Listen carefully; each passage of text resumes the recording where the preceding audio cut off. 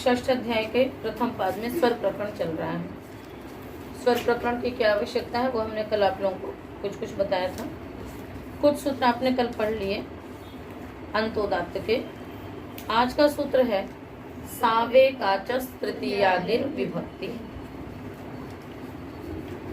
सौ सप्तमी का एक वचन, एकाचः पंचमी का एक वचन, तृतीयादि प्रथमा का एक वचन, विभक्ति ही प्रथमा का एक वचन। एकः अच यस्मिन् स एकाच तस्मात् एकाचः। तृतीया आदि यस्याः सा तृतीयादि। बहुव्रीहि समास हो गया दोनों में ही, ठीक है ना। तृतीया आदि यस्याः सा तृतीयादि। अर्थ करेंगे सूत्र का। सौ सप्तमी है तो सौ जो है यहाँ पर ये सु कौन सा लिया गया है? सप्तमी का बहुवचन। सु से यहाँ पर क्या लिया गया है? सप्तमी का बहुवचन। अब अर्थ में हम उसको इस प्रकार से समाहित करेंगे कि सौ परतः यह एकाच, सौ परतः यह एकाच शब्दः तस्मात् परा तृतीयादिर विभक्ति ही उदात्ता भवति। क्या अर्थ हुआ सूत्र का?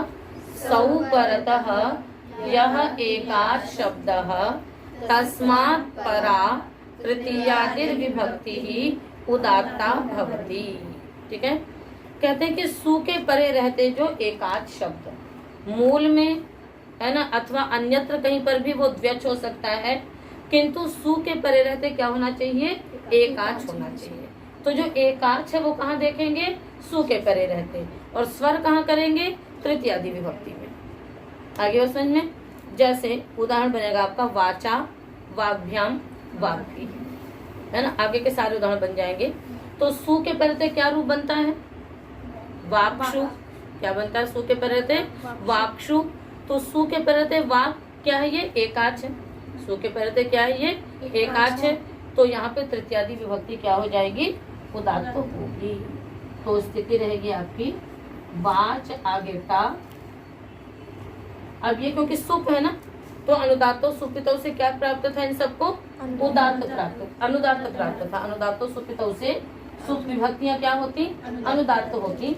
इसने क्या कह दिया कि नहीं, सुप के परे रहते आप देखेंगे एकाच शब्द है तो उससे परे तृतीयादि विभक्तियां उदात्त होंगी।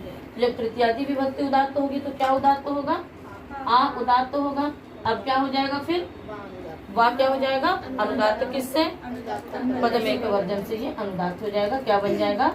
वाह अनुदात्त, चा उदात्त। इसी प्रकार से वाचे में भी हो जाएगा वाह अनुदात्त। अब सब में विभक्ति उदात्त होगी तो शब्द क्या होता जाएगा? अनुदात्त होता जाएगा। तो वाचा, वाचे, वाग्भ्याम, वाग्भ्याम, वाचा, वाचो, वाचाम, सर्वत्र आपकी यही स्थिति रहेगी। है इसी प्रकार आपका है याता। तो वहां पर क्या बनेगा? यान, यान्तो, यान्तः, यान्तम, यान्तौ, यातः, याता, याद्भ्याम, याद्भी, याते, याद्भ्याम, याद्भ्या, यासु। क्या बनेगा वहां पर? यात्सु, है ना। यान, यान्तो, यान्तः बना रहे हैं। मूल शब्द क्या बनेगा? यात, क्षत्रिय प्रत्ययांत। तो क्या बन जाएगा? यात्सु। ठीक है। तो यात्सु सु के पहले कैसा शब्द है? ये एकाच है। तो इस कारण से यहाँ पर क्या हो जाएगा? तृतीयादि विभक्ति में उदात्त हो जाएगा। तो याता, याद्भ्याम, याद्भी, याते, याद्भ्याम बन जाएगा। वेद का भी उदाहरण दे दिया, वाचा विरूप नित्यया। तो वेद में जो वाचा शब्द है पूरा मंत्र है ना, तस्मै नूनम अभिद्यवे वाचा विरूप नित्यया, है ना। अस्मै 14 सुश्रुतिम। ये ऋग्वेदादि भाषा में उनका में मंत्र आता है और इसको शब्द नित्य है इसमें प्रमाण भी रखते हैं, उपस्थित करते हैं। तो वाचा, तो वाह अनुदात्त है और चा क्या है आपका? उदात्त है। समझ में आ गया सूत्र? आगे चलिए। अंतोदात्ता दुत्तर पदा दन्यतरस्याम नित्य समासे। अंतोदात्तात पंचमी का एक वचन, उत्तर पदात पंचमी का एक वचन, अन्यतरस्याम सप्तमी का एक वचन, अनित्य समासे सप्तमी का एक वचन। समास किसमें होगा? हाँ, नित्य समासः, नित्य समास। नित्यश्चासो समासश्चेति नित्य समासः कर्मधारय समास हो गया। तस्मिन् नहीं, उसके बाद फिर न नित्य समासः, तस्मिन् अनित्य समासे। और अनुवृत्ति आ रही है एकाचः तृतीयादि ही की अनुवृत्ति 63 तक जाएगी, 163 तक। और विभक्ति की अनुवृत्ति कहाँ तक जाएगी? 78 तक जाएगी। तो चलिए अर्थ करेंगे सूत्र का। नित्याधिकारे यह समासो विहितः। नित्य समास का तात्पर्य क्या हो गया? नित्याधिकारे यह समासो विहितः तस्मात् अन्यत्र। अनित्य समास का है ना, तो नित्य समास का मतलब क्या हो गया? नित्याधिकार में जो समास। नित्याधिकार में कौन से समास हैं? नित्यम क्रीडा जीविकयोः, इसलिए नित्याधिकार कहा है। यदि नित्य समास कहते तो आप अव्ययभाव समास को ले सकते थे, किंतु नित्याधिकार का समास कौन सा है? नित्यम क्रीडा जीविकयोः कुवति प्रातः इत्यादि। तो उससे अन्यत्र, है ना, उस प्रकरण को छोड़ करके उससे अन्यत्र जो भी अनित्य समास है, या तो समझ में आ गया? तो अनित्य समासे, है ना, यत उत्तर पदम अंतोदात्तम, है ना, अनित्य समासे यत उत्तर पदम, या इसको वैसा लगा लीजिए, है ना, अंतोदात्तात उत्तर पदात्। कैसे अर्थ कर देंगे? अंतोदात्तात उत्तर पदात्, ठीक है ना। किंतु एकाच भी है, तो अंतोदात्तात उत्तर पदात् एकाचः, अंतोदात्तात उत्तर पदात् एकाचः, है ना, परा एकाचः शब्दात् परा तृतीयादि विभक्ति ही विकल्पेन उदात्ता भवति। अब एक बार इसको थोड़ा सा और व्यवस्थित अर्थ कर लीजिए। नित्याधिकारात्, है ना, अन्यत्र, नित्याधिकारात् अन्यत्र विहित अनित्य समासे, नित्याधिकारात् अन्यत्र समासे अंतोदात्तात् उत्तर पदात् एकाचः शब्दात् परा तृतीयादि विभक्ति ही उदात्ता भवति विकल्पेन। ठीक है ना, फिर से बोलिए एक बार अर्थ। अनित्यानि नित्याधिकारात् अन्यत्र अनित्य समासे अंतोदात्तात् उत्तरपदात् एकाचः शब्दात् परा तृतीयादि विभक्ति उदात्ता भवति विकल्पेन। कहते हैं कि नित्याधिकार में विहित जो समास को हो गया नित्य समास, उससे अन्यत्र समास में वो कैसा होना चाहिए? अंतोदात्त होना चाहिए, एकाच होना, उत्तर पद अंतोदात्त उत्तर पद होना चाहिए। कैसा होना चाहिए?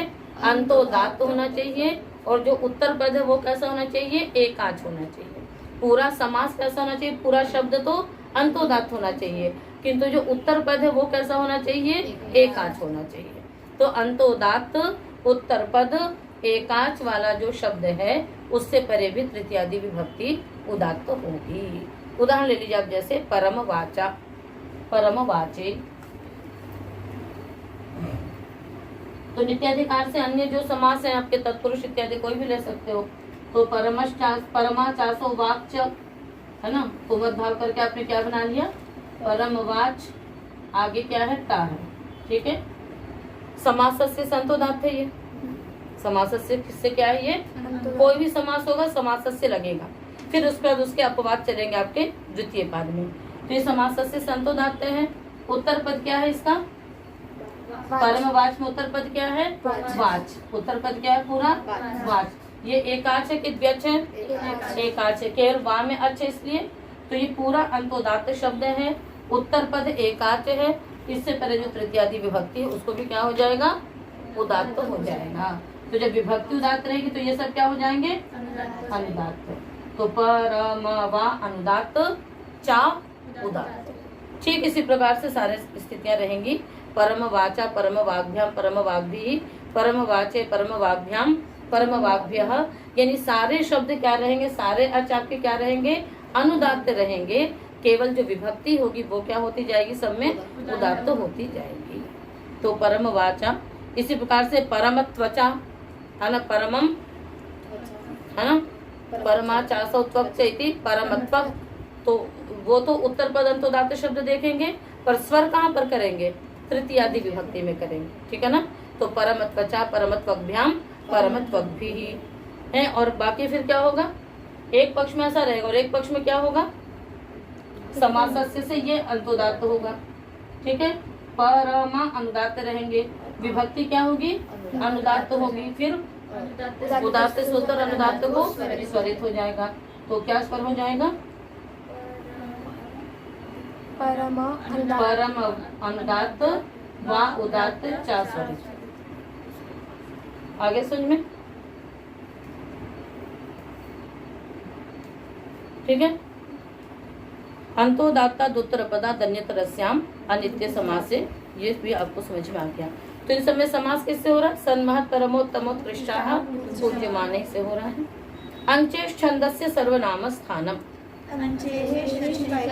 अंचेह पंचमी का एक वचन, छंदसी सप्तमी का एक वचन, असर्वनाम स्थानम प्रथमा का एक वचन। ठीक है ना? न सर्वनाम स्थानम असर्वनाम स्थानम। अंचेह पंचमी है, अर्थ करेंगे अंचेह परा असर्वनाम स्थान विभक्ति ही उदात्ता भवति छंदसी विषये। अंचु से परे जो असर्वनाम स्थान विभक्तियां हैं उनको क्या होता है?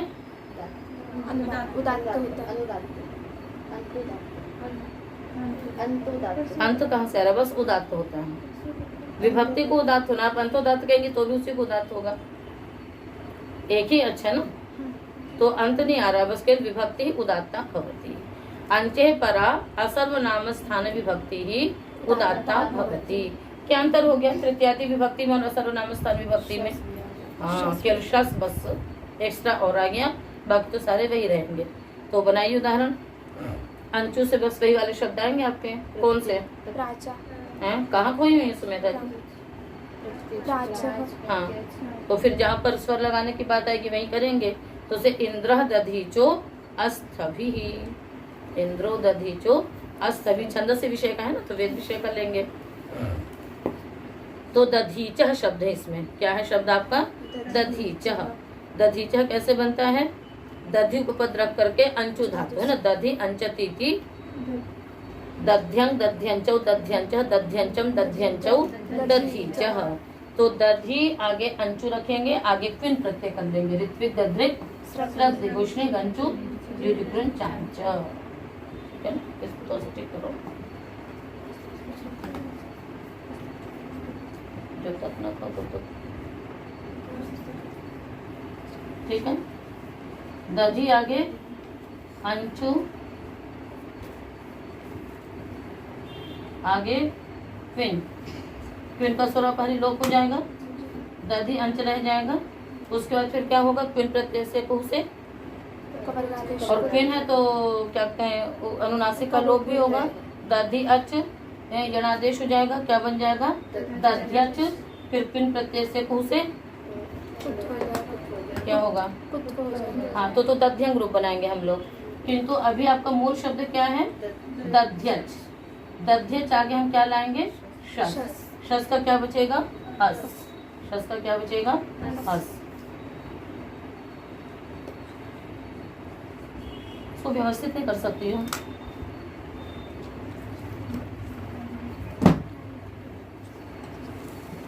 दध्यच हो गया। ठीक है। अब उसके बाद क्या कहते हैं यहाँ पर फिर क्या सूत्र लगता है? दधीचा कैसे बनता है पता है? अनुनासिक लोप हो ही जाएगा, उस वक्त फिर सूत्र लग जाएगा, भाषण इत्यादि कर लीजिए, अचह सूत्र लगेगा। क्या सूत्र लगेगा? अचह। निकालिए सूत्र।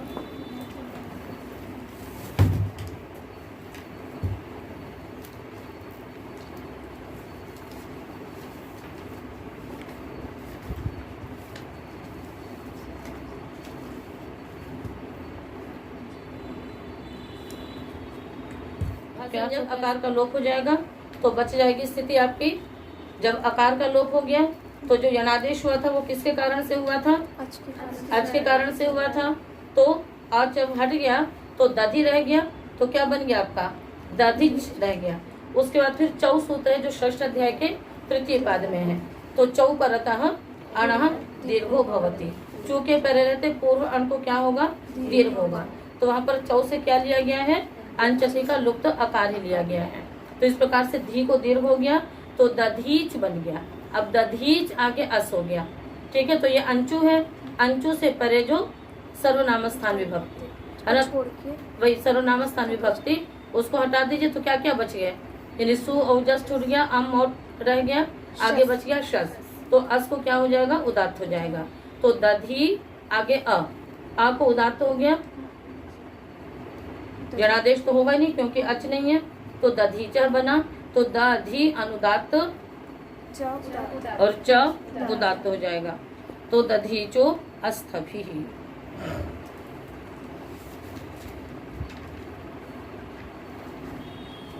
ऊडिदं पदाद्यप्पुं रैद्युभ्यः।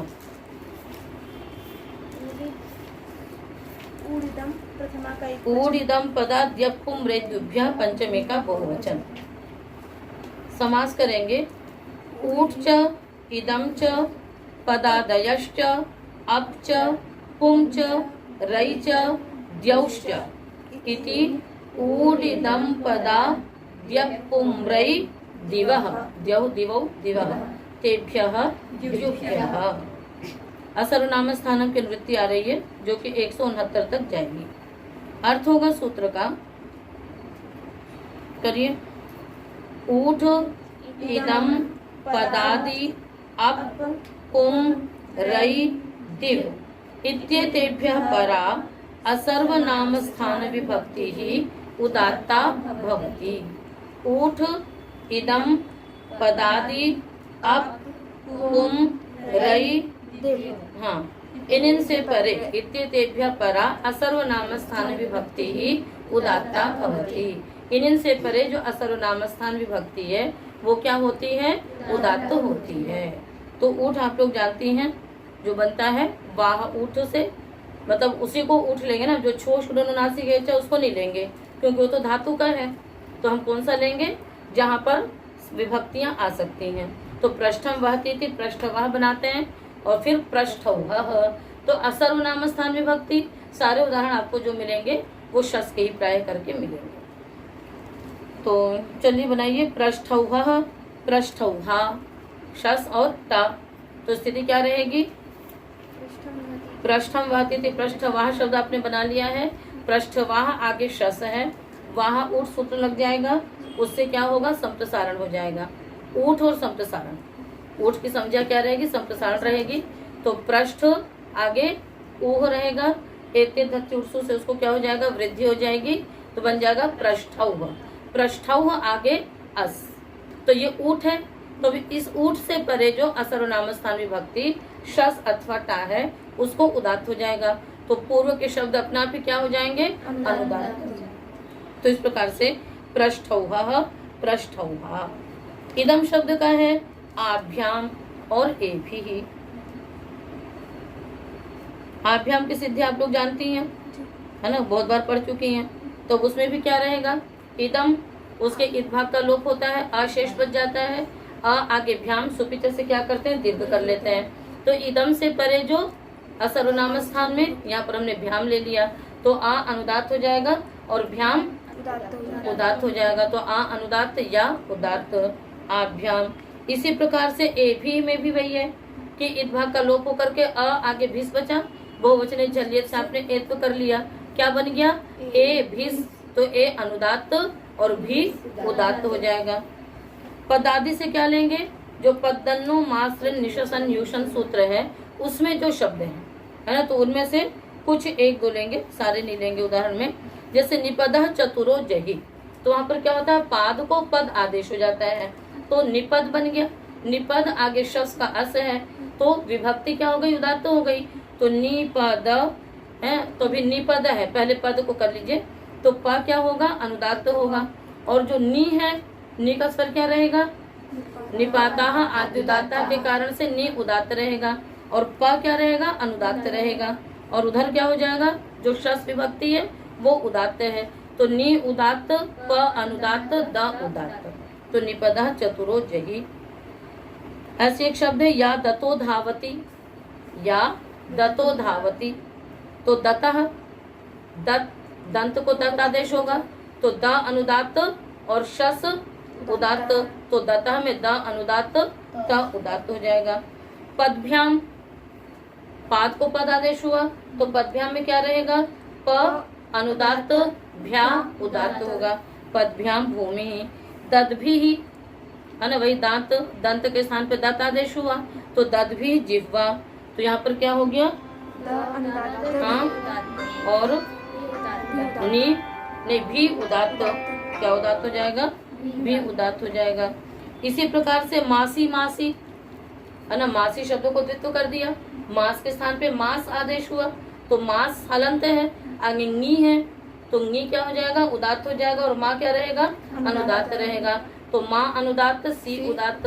फिर जो दूसरा माँ सी है उसका भी माँ अनुदात्त सी उदात्त है, फिर उदात्त से उत्तर अनुदात्त को स्वरित हो जाएगा, तो मासी मासी इस प्रकार से रहेगा। तो इसे मतलब बहुत सारे उदाहरण आपके बन सकते हैं। आगे चलिए, है ना, पदादि हो गया। आगे क्या है, अप में अपह पश्य, तो अपह पश्य में क्या स्वर हो जाएगा, अप आगे शस, आ अनुदात्त, शस उदात्त, तो प उदात्त हो जाएगा, तो अपह पश्य। अद्भ्याम अद्भिः, सब में अ अनुदात्त और विभक्ति उदात्त रहेगी। अपाम फेनेन। पुंसः पुंसा पुंसे, है ना, पुम भी है ना, तो पुंस आगे ता, पुंस आगे शस, तो पुंस का पु अनुदात्त हो जाएगा और विभक्ति क्या हो जाएगी, उदात्त रहेगी, तो पुंसा पुंसा पुंसे। रई रायः पश्य, तो कैसे करोगे, रई आगे शस, तो रई को क्या कर लेंगे आप, जब आपने आयादेश कर लिया राय बन गया, राय आगे अस, तो रा अनुदात्त श उदात्त, तो रा अनुदात्त यह उदात्त हो गया। रायः पश्य, राया इत्यादि उदाहरण है। रायो धर्ता।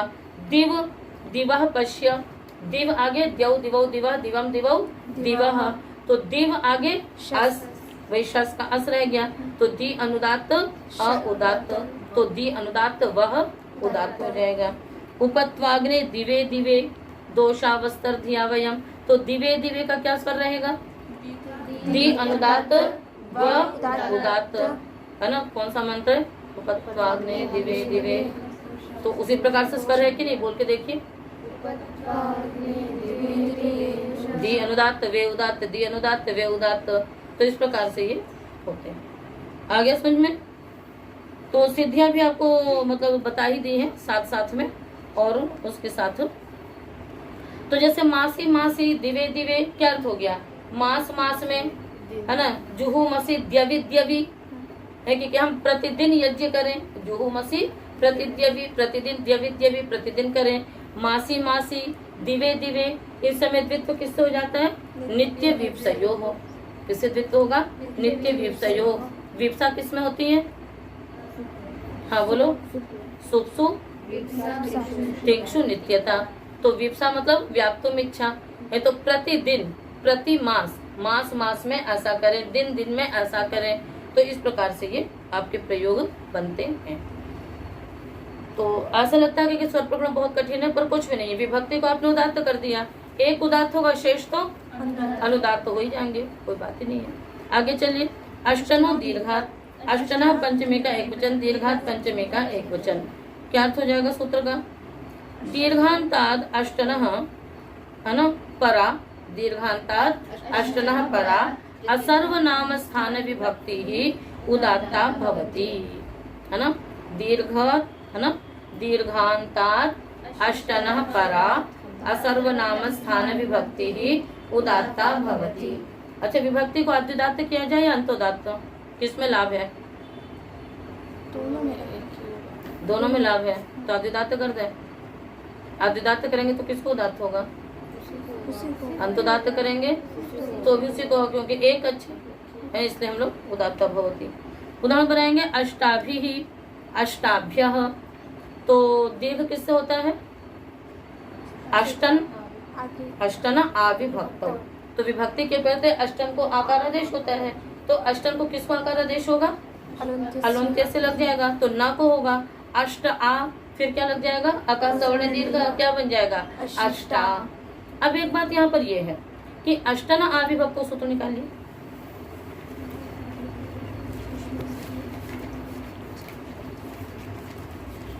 अष्टन आविभक्त, है ना, इसमें कहीं पर भी आप ऊपर तक देख लीजिए, विकल्प की अनुवृत्ति नहीं आती है, नहीं आती है ना, किंतु फिर भी हम रूप बना देते हैं विकल्प वाले, क्योंकि ये इसी से बनाते हैं, क्योंकि सूत्र ने कहा अष्टनो दीर्घा, कि मतलब जब दीर्घ अष्टन होगा तब तो विभक्ति उदात्त होगी, अन्यथा नहीं होगी।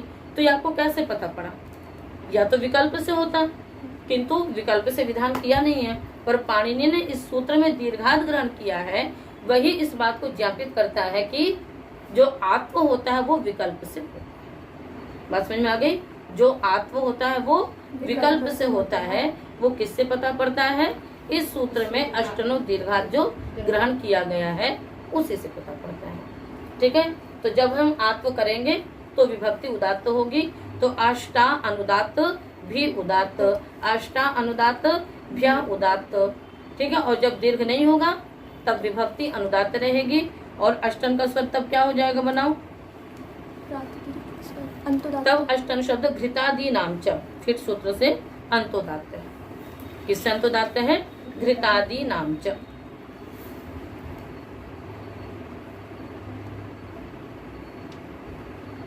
अब जब अंतोदात्त है तो उसका फिर क्या स्वर रह जाएगा? बताओ। हाँ, अनुदात्त, त उदात्त और भी अनुदात्त, फिर उदात्त सूत्र अनुदात्त को स्वरित रहेगा अष्टभी में। तो अष्टभी अष्टाभ्या का स्वर अलग होगा, अष्टाभी अष्टाभ्या का स्वर अलग होगा ना अलग। शतुरनुम नद्य जादी, शतुः पंचमी का एक वचन, अनुमः पंचमी का एक वचन, नद्य जादी प्रथमा का द्विवचन। अर्च आदि यस्याः सा अजादिः, नदी च अजादिश्च इति नद्य जादी। पहले बहुरी समास किया फिर द्वंद्व समास किया आपने। चलिए अर्थ करेंगे। और नानुम अनुम तस्मात् अनुमः। अर्थ करेंगे। अनुम यह क्षत्रि प्रत्यय, अनुमा को किसका विशेषण बनाएंगे? शत्रु का। अनुम यह क्षत्रि प्रत्यय तदंतात अंतोदात्तात, तदंतात अंतोदात्तात परा नदी अजादि असर्वनाम स्थान विभक्ति ही उदात्ता भवति। फिर सर्थ करिए। अनुम यह क्षत्रि प्रत्यय अंतोदात्तः तदंतात परा नदी अजादि असर्वनाम स्थान विभक्ति ही उदात्ता भवति। कहते हैं कि अनुम जो क्षत्रि प्रत्यय, जहाँ पर क्षत्रि प्रत्यांत शब्द में नुम आगम न हुआ हो, तो 7वें अध्याय के प्रथम पाद में जो आपने क्षत्रि प्रत्यय के रूप पढ़े होंगे तो वहां पर कहीं नुम आगम होता है कहीं नहीं होता। निकालिए। शब शनोर नित्यम, प्राप्ति किससे होती? नुम आगम की। उगित चाम सर्वनाम स्थान धातु से उगित होने के कारण से फिर वो क्या करता है? वहां पर निषेध प्रकरण चलता है थोड़ा सा। वहां पर देखिए, है ना, नाभ्यस्ताच्छतु हो, है ना, अभ्यस्त से परे जो क्षत्रिय उसको नुमागम नहीं होगा। वह नपुंसक से नपुंसक लिंग में नुमागम नहीं होगा। और फिर शी नद्यो हो, है ना, विकल्पे न भवती, अवर्ण से उत्तर शी और नदी के परे रहते भी नुम आगम नहीं होगा। और शप शनोर नित्यम, शप और शन में नित्य होगा। तो शप और शन में नित्य होगा यानी अन्यत्र कहीं विकल्प होगा कहीं बिल्कुल भी नहीं होगा। ठीक है, तो जैसे यहाँ पर कह दिया है वानपुंसकस्य आच्छी नद्योर्नुम, आच्छी नद्योर्नुम से क्या होता है? विकल्प से होता है, शी और नदी के परे रहते। तो हम लोग बनाएंगे, जैसे आपका एक शब्द है तुदती, है ना, तुदती स्त्रीलिंग में, तुदती स्त्रीलिंग में क्या होगा कि पहले आपने बना लिया तुदत। अब यदि यहाँ पर हमको ngीप लाना है, ngीप किससे आएगा? क्षत्रि प्रत्यांत शब्द से स्त्रीलिंग में ngीप किससे आएगा?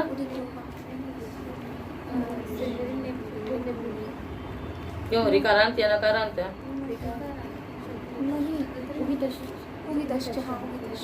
एकदम वो रहना चाहिए कि इसी से होगा। आरा समझ में किससे होगा?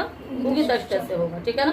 क्षत्रि का जो री है उसकी तो एक संज्ञा हो जाती है, इसलिए वो उगित है। तो उगित अष्ट से क्या आएगा? नी पाएगा। उगित अष्ट से क्या आएगा? नी पाएगा। अब आपकी स्थिति क्या बन गई है? तोदत, आगे नी। तो सूत्र ने क्या कहा है? आच्छी नद्यो नुम, है ना, अवर्णांत से परे शी और नदी को विकल्प से नुमागम होगा।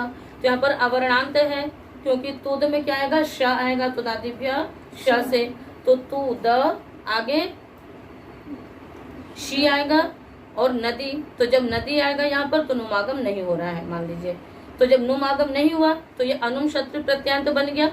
कैसा बन गया? ये अनुम क्षत्रि प्रत्ययांत बन गया। ठीक है, तो तुदती बना। अब ये जो अनुम क्षत्रि प्रत्ययांत बना आपका तुदत, उससे परे नदी और अजादि असर्वनाम स्थान विभक्ति। तो जो तुदत है ये अनुम क्षत्रि प्रत्ययांत है और अंतोदात्त भी चाहिए आपको। अंतोदात्त कैसे होगा बताइए? अनुदात्त सुपितो। अनुदात्त सुपितो। जहाँ अनुदात्त सुपितो कैसे लगाओगे? ङीप प्रत्यय। ङीप को नहीं करना है, अंतोदात्त से परे ङीप मतलब नदी को आपको उदात्त करना है। तो अ और अत है, प्रत्यय स्वर से क्या होगा? ये प्रत्यय स्वर से उदात्त होगा, इसलिए ये अंतोदात्त है। तो प्रत्यय स्वर से क्या है? ये अंतोदात्त है। अंतोदात्त होने के कारण से क्या हो जाएगा? ये इससे भी अंतोदात्त कर सकते हो आप और उससे भी कर सकती हैं। तासिनुदात्त निददुपदेशाल है ना, अवर्ण से परे ल सार्वधातु, उससे तो अनुदात्त होता है, ठीक है। यहाँ पर हमको उदात्त करना है। तो ये अंतोदात्त शब्द है, अनुम है, अनुम क्षत्रि प्रत्यय अंतोदात्त से परे जो नदी, नदी क्या है आपका यहाँ पर? ङी, जो ई, उसको क्या होगा? उदात्त रहेगा। अन्यथा अनुदात्तो सुपितो से किसकी प्राप्ति थी? अनुदात्त की प्राप्ति थी। किसकी प्राप्ति थी? अनुदात्त की प्राप्ति थी। इसने क्या कर दिया? उदात्त कर दिया। तो स्वर क्या हो जाएगा? तू द अनुदात्त, ती उदात्त, तो तुदती। इसी प्रकार से नुदती है ना, लुनती। लुनती में भी क्या है? ये भी अवर्ण से परे है, तो इसमें भी विकल्प से नुमागम होगा। तो लुनती, पुनती, ये सारे शब्द ऐसे होंगे। अब उसने और दूसरी बात एक और क्या बोली है? अजादि असर्वनाम स्थान विभक्ति। ध्यान भी छोड़ दीजिए। अजादि विभक्तियां कौन कौन सी हैं? अस, ता का आ, ङे, ङसी, ङस, ङी, ओस, इतनी विभक्तियां जो हैं ये भी क्या होंगी? उदात्त रहेंगी। इनसे जो शेष विभक्तियां होंगी वो क्या रहेंगी? अनुदात्तो सुपितो से अनुदात्त रहेंगी। दिमाग में स्थिर करके रखना है। आ रहा समझ में? ये जितने भी स्वर हैं इनको आपको स्थिर करके रखना है कि इस प्रकार से। तो क्या अर्थ हो गया शत्रु अनुमो नदी जाति का? तो तुदती, नुदती इत्यादि की सिद्धि समझ में आ गई। और स्नाभ्यस्तयोरातः किसमें लग जाएगा? लुनती में। तो लू ना अत, स्नाभ्यस्तयोरातः से आकार का लोप हो गया, क्या रह गया? लुन, क्षत्रि का अत मिल गया, लुनत बन गया। तो वो भी क्या है आपका? प्रत्यय स्वर से अंतोदात्त है। तो ये सभी शब्द, एक तो जब ङीप होगा उसको उदात्त होगा, और दूसरा जो अजादि असर्वनाम स्थान विभक्तियां हैं उनको भी उदात्त ही रहेगा। तो इस प्रकार से तुदता, नुदता, लुनता, पुनता, तुदते, लुनते, पुनते, तो ये सारे स्वर आपके इस प्रकार से होंगे। ठीक है। तो 3 ये सूत्र आपने पढ़ा। तो कुछ तो सूत्र थे जिसमें तृतीयादि विभक्ति को उदात्त किया गया, उसके बाद फिर असर्वनाम स्थान विभक्तियों को उदात्त किया गया। तो आज के पाठ में इतना ही शेष आ गया।